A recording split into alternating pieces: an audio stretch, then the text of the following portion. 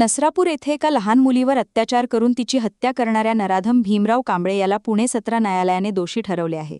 नसरापूर प्रकरणात विक्रमी वेळेत आरोपपत्र सादर करून या खटल्याची विक्रमी वेळेत सुनावणी झाली होती. आज न्यायमूर्तींनी निकाल सुनावताना भीमराव कांबळे दोषी असल्याचा निकाल दिला. ज्या ज्या कलमांखाली खटला चालला ते सर्व गुन्हे सिद्ध झाले आहेत. त्यापैकी 2 गुन्ह्यांमध्ये फाशीच्या शिक्षेची तरतूद आहे. एका गुन्ह्यात आजन्म जन्मठेपेची तर एका गुन्ह्यात 14 वर्षांच्या कारावासाच्या शिक्षेची तरतूद आहे. दरम्यान आजच्या सुनावणी दरम्यान न्यायमूर्तींनी भीमराव कांबळे याला दोषी ठरवल्यानंतर त्याला आरोपीच्या पिंजऱ्यात उभे केले. त्यानंतर भीमराव कांबळेला न्यायाधीशांनी विचारले की तुला हा संपूर्ण प्रसंग आठवतो का? आता तूच सांग, तुला कोणती शिक्षा द्यायची, असा सवाल न्यायाधीशांनी विचारला. त्यावर भीमराव कांबळे याने पुन्हा आरोप फेटाळले. तो म्हणाला की मी त्या दिवशी त्या मुलीला गाठीशेव खाण्यासाठी घेऊन गेलो होतो. त्यावेळी मी पाय घसरून पडलो आणि त्याचवेळी त्या मुलीच्या डोक्यालाही मार लागला. मी तिला शांत करण्याचा प्रयत्न केला पण ती सारखी ओरडत होती, असे भीमराव कांबळे याने म्हटले.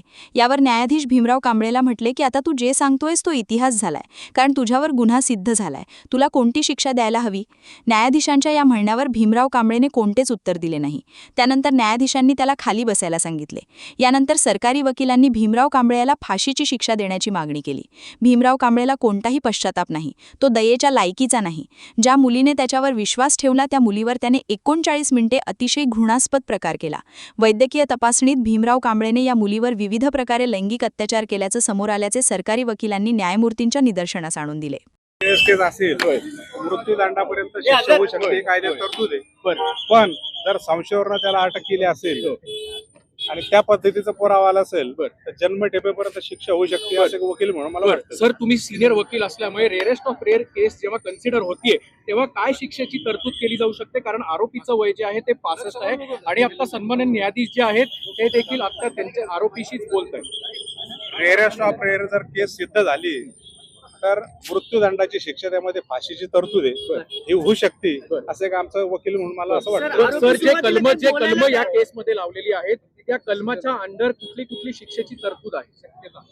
जे काही कलम लावले आहेत ते पोक्सोचा लावलेला आहे, नवीन BNS लावलेला आहे, म्हणजे खुनाचा लावलेला आहे, प्लस रेपचा लावलेला आहे. आणि मग हे सगळं जे काही तपासामध्ये निष्पन्न झाला असेल की रेप विथ मर्डर आणि ते रेअरेस्ट ऑफ रेअर मध्ये जर बसलं तर 100% त्यामध्ये फाशी शिक्षा होऊ शकते.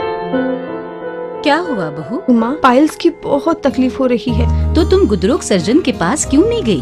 देखो, जैसे हार्ट के लिए हार्ट स्पेशलिस्ट, ब्रेन के लिए ब्रेन स्पेशलिस्ट, तो पाइल्स के लिए पाइल्स स्पेशलिस्ट क्यों नहीं? स्त्री हो या पुरुष, टॉयलेट में तकलीफ केवल पाइल्स ही नहीं और भी कई प्रकार के गुदरोग तथा कैंसर भी हो सकता है.